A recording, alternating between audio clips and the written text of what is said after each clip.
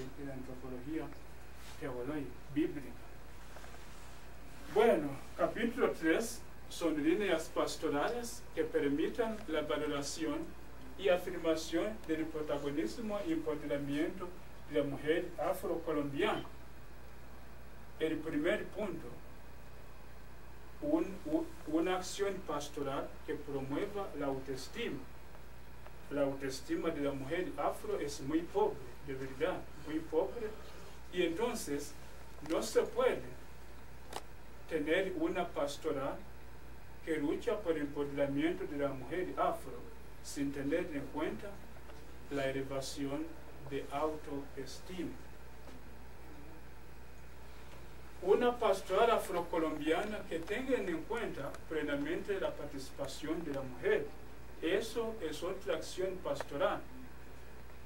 De verdad, todavía el empoderamiento de la mujer afro a nivel de la pastoral afrocolombiana misma no está evidente. Entonces, siendo una rama pastoral de la iglesia, porque también en la iglesia general, la mujer sufre los aspectos discriminatorios y segregacionistas. Entonces, para empoderar a la mujer afro, es muy importante tener en cuenta una pastoral afrocolombiana que le da espacio para una participación plena. Y la inculturación e interculturalidad también son elementos pastorales importantes para incluir a la mujer afro, porque estas perspectivas permiten el reconocimiento de la diversidad, la pluralidad y alteridad de los integrantes de la iglesia. Y uno de estos integrantes es el sujeto negro femenino.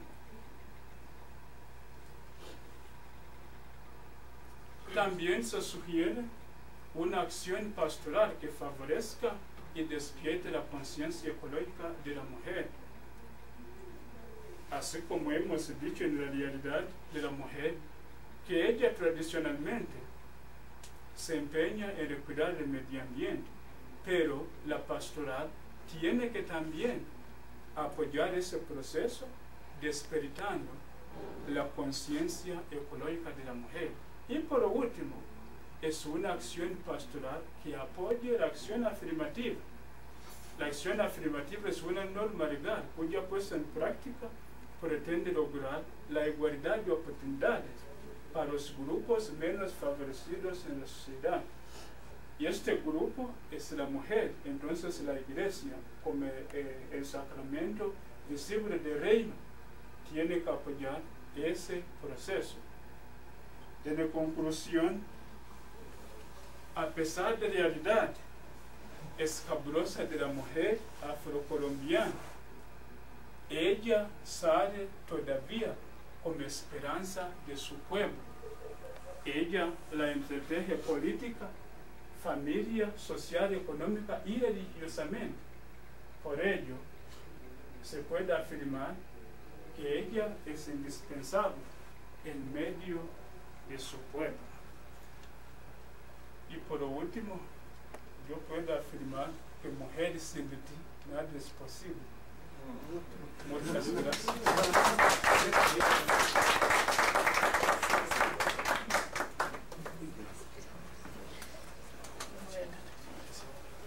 No sé si alguien quiere un café ya que es el intermedio. Agua aromática ya entonces. Para que pueda respirar. Agua natural. Sí, agua Oye, agua buena que calma los nervios. Agua natural. ¿Quién le trae un vasito de agua de la cocina de los que están allá? De ahí le dices a la señora que sí lo regala. Sí, que si nos regalan.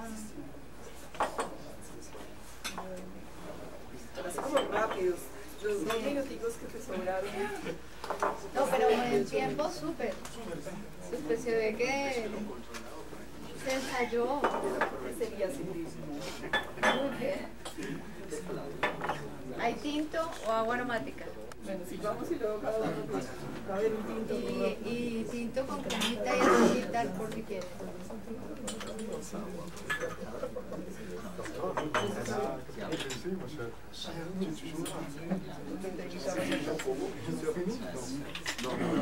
A ver, un tinto. Pasa tinto. Yo me tomé un tinto muy rico en un día de África, un día en la casa de ustedes, que fue tostado y todo, el café ahí. Me acuerdo de ese café. ¿Y agua aromática qué? De nervios, pero hierba buena. Toronjil no tenemos, pero...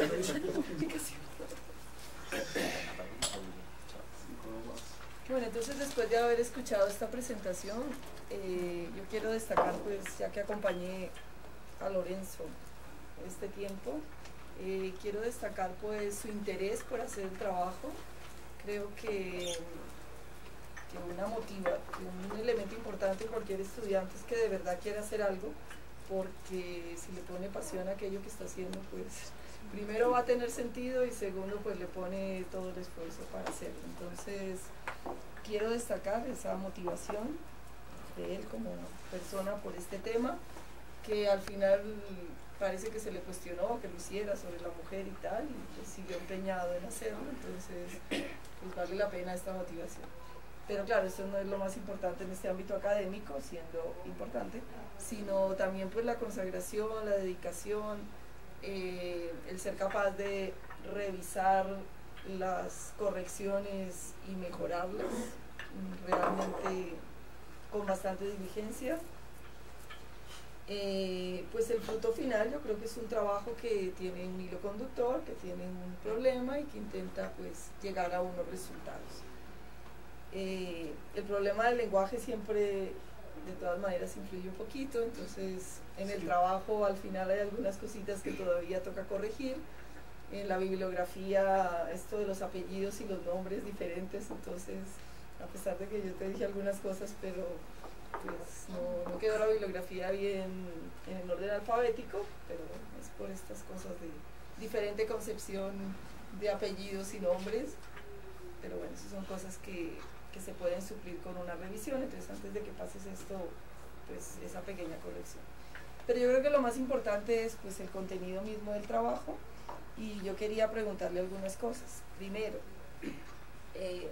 estas teologías contextuales, a pesar de que es de lo que se está hablando, mañana tenemos aquí en Colombia las jornadas teológicas andinas, son 3 días, en donde uno de los temas será la teología afro, como otras teologías. A pesar de que sea tan vigente y que es de lo que los teólogos actuales están escribiendo y hablando, por lo menos en el contexto latinoamericano, siempre sigue viéndose bajo sospecha y no es valorada suficientemente, pues tanto que en los currículos no está integrada. Hay algún curso en que se habla de esto, o uno a través de sus clases habla, pero no es que esté integrada. Entonces la primera pregunta, tú que has podido incursionar en 3 teólogas de este tipo de teología, ¿tú qué elementos señalarías para darle un reconocimiento de validez a este tipo de teología? ¿Tú crees que se puede llamar realmente teología? O pues es una reflexión interesante que se puede hacer, pero que no merece estar en el ámbito académico. ¿Tú crees que sí? ¿Tú crees que no? ¿Y por qué? ¿Cuáles serían esos fundamentos? O para quitarla o para ponerla. Y segunda pregunta, has hablado mucho pues de la mujer negra, pero en este salón estamos llenos de varones negros. Esta reflexión, solo hay una mujer, esta reflexión de la teología para la mujer negra, ¿qué elementos le puede aportar a los varones negros? ¿O no? Todo esto, ¿de qué manera toca o no toca la identidad y su ser de los varones y misioneros, en este caso son muchos, pero pastoralistas, para ustedes? Entonces, pues esas 2 preguntas me gustaría hacer. Tienes 10 minutos para contestar. Y la primera pregunta, bueno, es una pregunta un poco difícil, yo puedo decir, pero lo más importante, cuando uno se pregunta, que es un teólogo, ¿de qué se trata? Hacer teología es preguntar esa realidad, cómo esa realidad relaciona con Dios. Eso es hacer la teología. Entonces, la teología negra feminista es una teología comprometida con la realidad y la lucha de las mujeres afro, que se desarrolla, o sea, a partir de doble desafío, sobre todo la teología patriarcal, que absolutamente es una teología que a veces no tiene en cuenta la mujer y en el peor de casos la mujer negra, y también como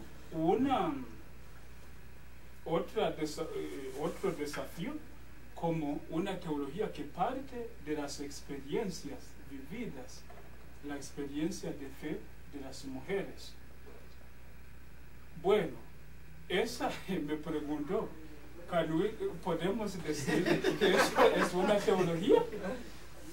Claro que sí, es una teología, por lo que reflexiona la presencia de Dios en un contexto particular, en un contexto, en este caso, la mujer afro, un sujeto que tiene su manera de relacionarse con Dios, un sujeto que tiene otra manera de relacionarse con el resto de la sociedad.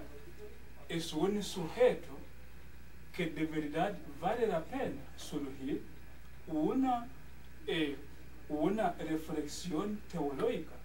Entonces, para mí es una teología y vale la pena, y yo destaco eso, que es muy importante reflexionar partiendo del contexto, porque es una teología contextual, aquella teología que reflexiona, que tiene en cuenta al sujeto concreto y a su contexto. Entonces yo digo que no se puede anular, que no es una teología, es una teología por excelencia. Sí, pero justamente eso que estás diciendo es lo que se critica, porque el punto de partida de la teología debe ser la fe y la revelación. Entonces, ¿cómo articulas ese elemento del contexto, que es muy importante, pero que es el que causa crítica, con los pilares fundamentales del quehacer teológico, que son los datos de la fe? La teología general, la teología general nos da los principios. Por ejemplo, yo voy a utilizar el ejemplo de la cristología. Tenemos principios de la divinidad, tenemos principios de la encarnación, tenemos principios del reino, pero la teología general no explica y no concretiza cómo esos principios pueden ser transversales también a los sujetos concretos. Por ejemplo, decimos que la cristología es un tratado sobre la vida y la obra de Jesús. Es un principio general, pero no decimos cómo la cristología se puede aplicar, o sea, en el campo afro, o en el campo indígena, o en el campo de los pobres. Solamente damos pautas. Entonces, y la cristología, o sea, la teología,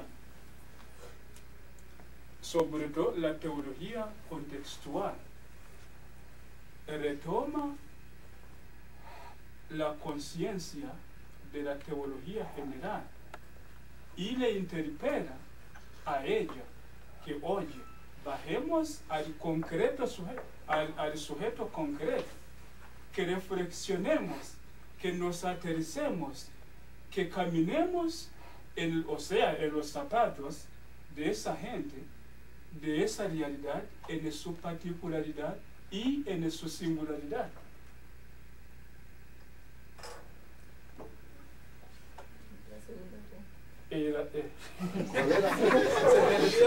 La más difícil.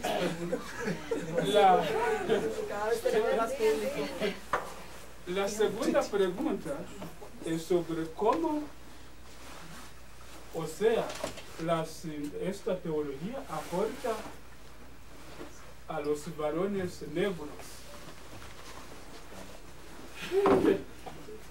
Yo diría el elemento de la lucha. Por eso la mujer es un punto de esperanza para su pueblo por el sentido de la lucha. La mujer afrocolombiana ha luchado. La mujer afrocolombiana ha salido con reflexiones, sobre todo reflexiones teológicas, reflexiones de verdad y alimento que dan y que aportan la esperanza. Entonces, para mí, ese valor es muy importante.